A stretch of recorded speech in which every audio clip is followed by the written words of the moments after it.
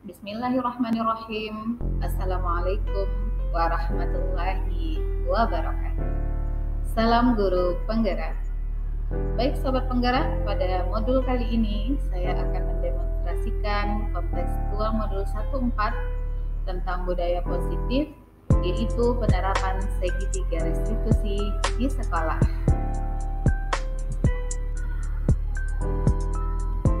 Baiklah, sebelumnya perkenalkan, saya Mahesa Rani, calon guru penggerak angkatan 11 Kota Payakumbuh, Sumatera Barat.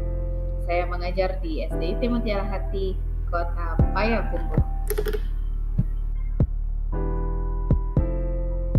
Baiklah sobat penggerak, sebelum masuk pada video kasus yang sudah saya terapkan di kelas, saya akan mencoba menjelaskan tentang segitiga restitusi.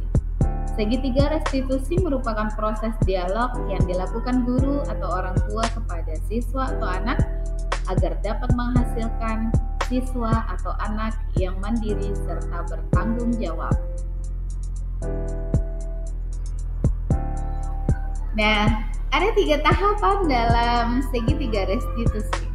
Yang pertama yaitu menstabilkan identitas, yang kedua validasi tindakan yang salah, dan yang ketiga, menanyakan keyakinan. Dalam tahapan menstabilkan identitas, dilakukan berdasarkan prinsip bahwa membuat kesalahan adalah bagian dari proses pembelajaran yang nantinya akan menggeser identitas gagal ke arah identitas sukses. Validasi tindakan dilakukan berdasarkan prinsip bahwa setiap perilaku berupaya memenuhi suatu kebutuhan tertentu, sehingga guru atau orang tua akan bergeser dari pemikiran stimulus respon kepada proaktif, serta akan lebih menggali dan mengakui kebutuhan murid dan anaknya. Menanyakan keyakinan dilakukan dengan memberikan pertanyaan-pertanyaan yang bermakna kepada murid atau anak untuk memunculkan motivasi secara intrinsik sehingga mampu mengaitkan keyakinannya dengan tindakan yang salah yang sudah diperbuatnya. Skenario kasus pertama, siswa hadir tidak tepat waktu.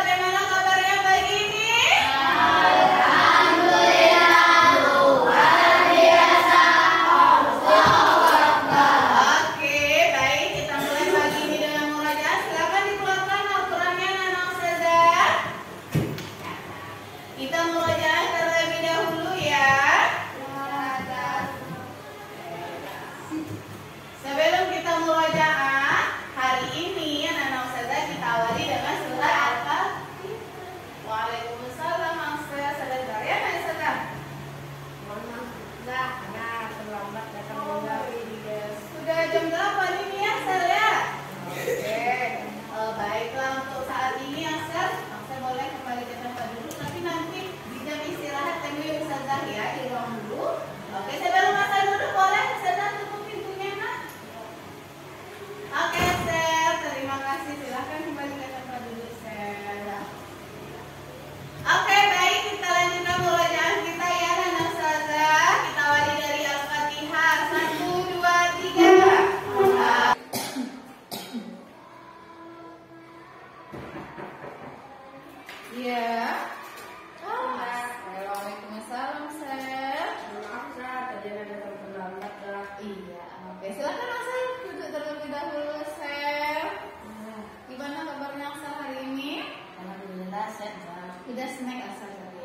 Udah tahu ya asal kenapa sudah suruh tadi ke ruangan ini? Kenapa tadi asal? Jadi pagi kan udah bangunnya cepat, udah jam 5. Terus pas sudah mau setengah 6 adiknya tuh bikin ulah. Terus jadi udah dibangunin malah tidur lagi. Oh gitu, berarti tadi asal terlambatnya karena Adi ya. Oke. Asal mungkin sebelumnya sudah mau ini dulu ya, karena kan mungkin bukan Asal saja gitu ya yang pernah terlambat ke sekolah, hadir tidak tepat waktu ke sekolah. Teman-teman yang lain juga mungkin pernah ya kan ya. Ustazah pun dulu mungkin juga pernah ke suatu ustazah seumuran Axel gitu ya. Ustazah juga pernah hadir tidak tepat waktu ke sekolah ya. Tapi tentu kita harus melakukan yang terbaik dari hari ke harinya. Kalau hari ini kita sudah terlambat, bagaimana caranya besok kita tidak terlambat lagi ya sayang? Iya. Asal tinggalnya di mana nak? Di Pakaran Senayan. Oh di Pakaran Senayan. Di Pakaran Senayan di arah Malau ya. Lumayan jauh dari sekolah. Ada tidak teman Asal atau teman kita yang satu sekolah dengan Asal yang tetanggaan sama Asal? Ada sih. Ada. Kalau seandainya Asal barengan gitu sama temannya datang ke sekolah bagaimana? Mungkin temannya agak keberatan gitu. Agak keberatan dia. Oke, yang atau mungkin apa kira-kira yang bisa Asal lakukan supaya besok tidak datang terlambat lagi? Karena akan bangun lebih cepat dan sebagainya tidur lebih cepat juga. Terus sesudah itu mungkin ada harus biar tidur ada juga berarti Jadi habis subuh berarti adiknya biasanya tidur lagi ya. Gitu. Jadi Asal berupaya supaya adik itu setelah subuh gimana caranya dia nggak tidur lagi ya. Bisa jadi murojaah mungkin bersama atau ngaji bersama gitu ya. Oke. Asal sebelumnya kan kita udah bikin kesepakatan kelas ya, kelasnya di awal tahun pelajaran. Kira-kira kesepakatan kelas yang mana ya yang Asal sudah langgar hari ini? kesepakatan terus yang datang tepat waktu. Datang tepat waktu. Seharusnya Asal jam berapa datangnya ke sekolah? 7.30. 7.30 ya, itu udah paling lambat ya 7.30. Sebaiknya kita harus mengupayakan gimana caranya sebelum jam 7.30 itu Asal udah datang gitu ya. Tapi karena tadi ada ya mungkin kendala di rumah ya karena adiknya tadi akhirnya Asal terlambat ke sekolah. Kira-kira Asal masih ingat nggak apa konsekuensinya kalau seandainya datang terlambat ke sekolah? Bisa jadi kena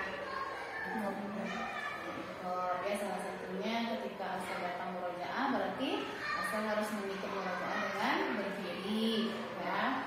Atau di saat jam pelajaran dimulai mungkin ya berarti kalau Asal ketinggalan catatannya Asal harus menyalin catatan teman ya nak ya.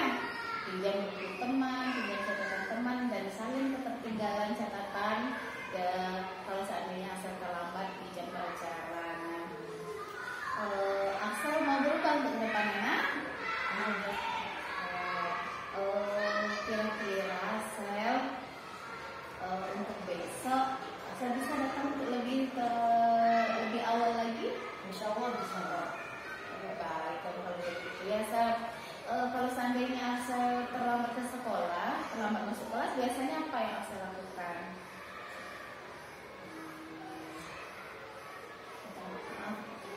Maaf ya. Minta maaf ke guru yang sedang mengajar ya nak ya. Minta maaf ke guru yang sedang mengajar. Terus jangan lupa juga kalau seandainya teman-teman sedang mengerjakan tugas, Asal juga lakukan tugasnya ya. Atau mungkin teman-teman sedang ada kegiatan di dalam kelas, Asal juga langsung mengikut ya Asal ya.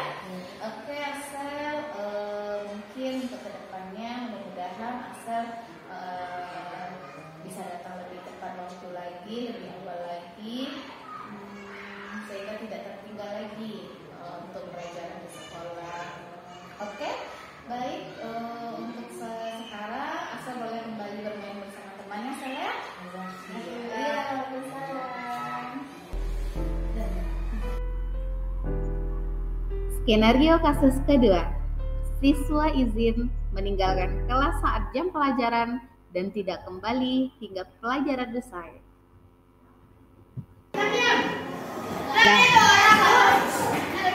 Oke, anak ustazah. Jadi ya seperti yang sudah saya jelaskan bahwa isim itu ada dua ya, isim muannas dengan isim mudzakkar. Muzakkar bukan mudzakir ya nak ya, muzakkar. Ya. Oke, silakan cepat kembali ya. Oke, anak ustazah, fahimtum? Fahimtum?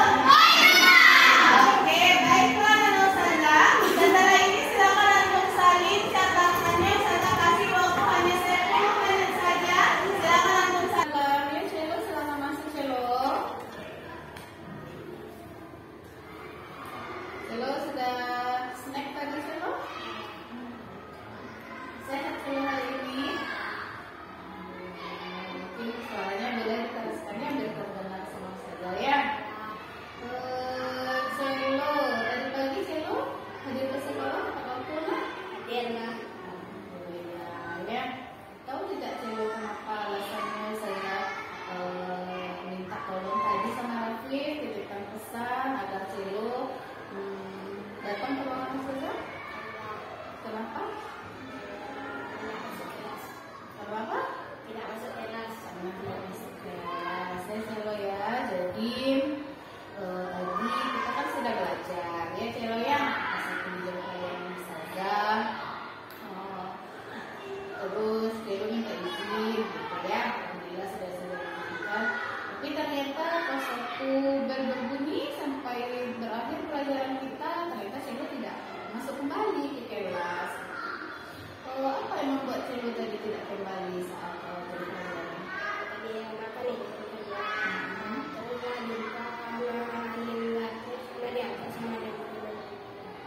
Gimana mainnya tadi? Halimnya kenapa tidak masuk kelas dia?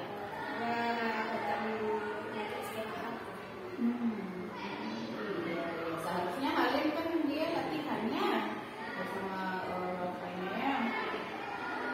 Berarti ketemu saat di bawah tadi di WC, ketemu sama Halim.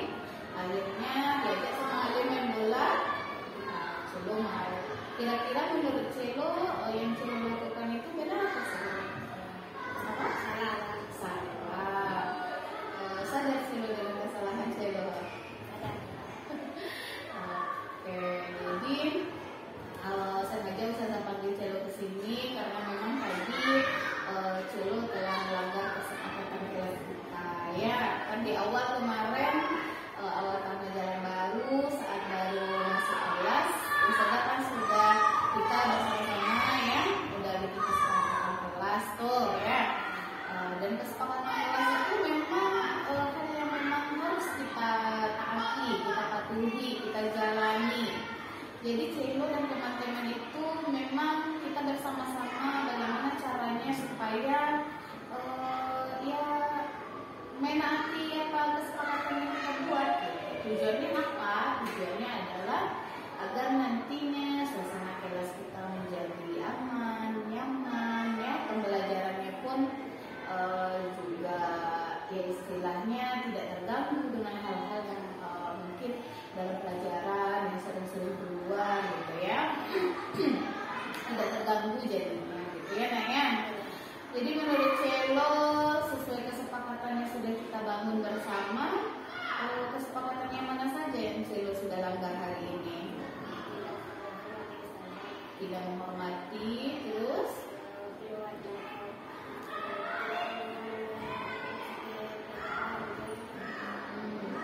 tidak masuk pelajaran, terus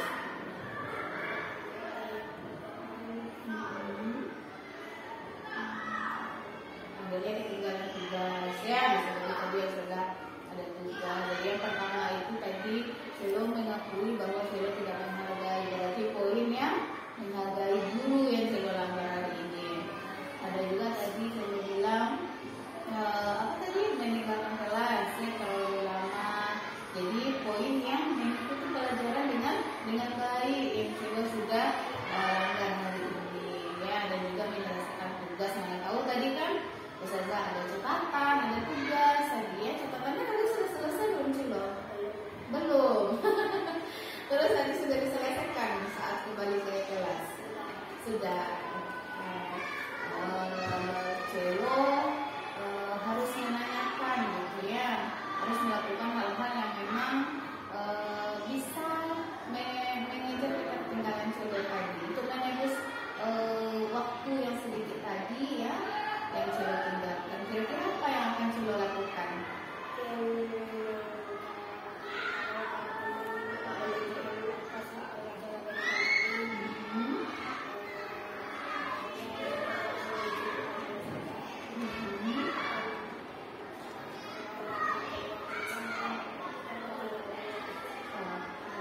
Berarti nanti saling catatan teman ya, tanyakan teman tentang tugas-tugas yang tertinggal tadi.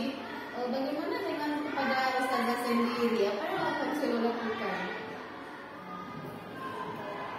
Minta maaf gitu ya, dan minta maaf, dan mungkin Celo juga harus menanamkan di dalam diri Celo bahwa Celo itu tidak akan mengulangi hal yang sama, ya, kesalahan yang sama gitu ya. Jadi kan di awal Celo sudah bilang bahwa ini adalah perbuatan yang tidak baik ya, dan sudah melanggar kesepakatan kelas kita gitu ya.